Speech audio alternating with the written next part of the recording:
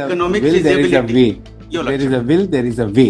Your Lordship. If you want to make a vicious circle out of it, fuck off. We are No, not no. going to. नहीं, मतलब यदि कोई जज एक advocate के लिए इस प्रकार की भाषा का इस्तेमाल करता है जैसा कि इन जज साहब ने एडवोकेट को बोला, तो क्या ऐसी परिस्थिति में कंटेम्प्ट ऑफ कोर्ट का एक्शन ऐसे जज के अगेंस्ट में लिया जा सकता है? आइए समझते हैं। देखिए, कंटेम्प्ट दो तरीके का होता है। एक होता है सिविल कंटेम्प्ट, दूसरा होता है क्रिमिनल कंटेम्प्ट। सिविल कंटेम्प्ट में यदि कोई व्यक्ति किसी कोर्ट के ऑर्डर को मानता नहीं है, कोर्ट के सामने दी गई अंडरटेकिंग को नहीं मानता है, तो सिविल कंटेम्प्ट एक्शन इनिशिएट किया जा सकता है ऐसे व्यक्ति के अगेंस्ट में। लेकिन यदि कोई व्यक्ति क्रिमिनल कंटेम्प्ट करता है तो क्रिमिनल कंटेम्प्ट की डेफिनेशन सिविल कंटेम्प्ट से थोड़ी डिफरेंट होती है। मैं आपके लिए पढ़ देता हूँ। Criminal contempt includes action that tends to scandalise और lower the authority of court और interfere with the administration of justice. तो जो इन जज साहब ने एडवोकेट के साथ किया उसमें क्लियरली यह दिखाई देता है कि इस प्रकार की अपमानजनक भाषा कोर्ट की अथॉरिटी को लोअर कर रही है, पब्लिक की नजरों में, एडवोकेट्स की नजरों में।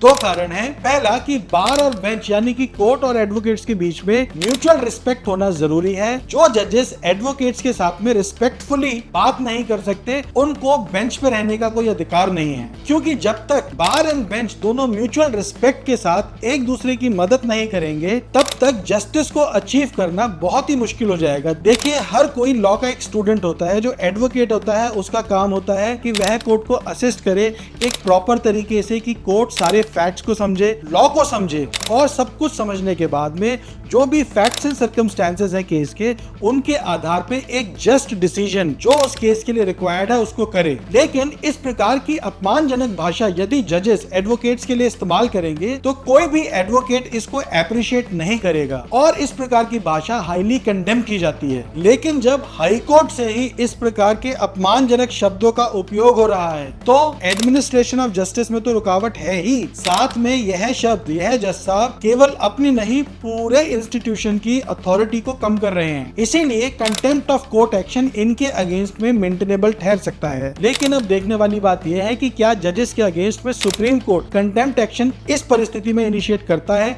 या नहीं। तो मेरे व्यू में तो इस प्रकार की भाषा यदि कोई जज इस्तेमाल करता है तो वह क्योंकि कोर्ट की अथॉरिटी को लोअर डाउन करता है, इसीलिए कंटेम्प्ट एक्शन को भी इनवाइट कर सकता है। आपका क्या मानना है कमेंट बॉक्स में बताना न भूले, और ऐसी और भी लीगल जानकारी के लिए हमारे साथ जुड़े रहें। धन्यवाद।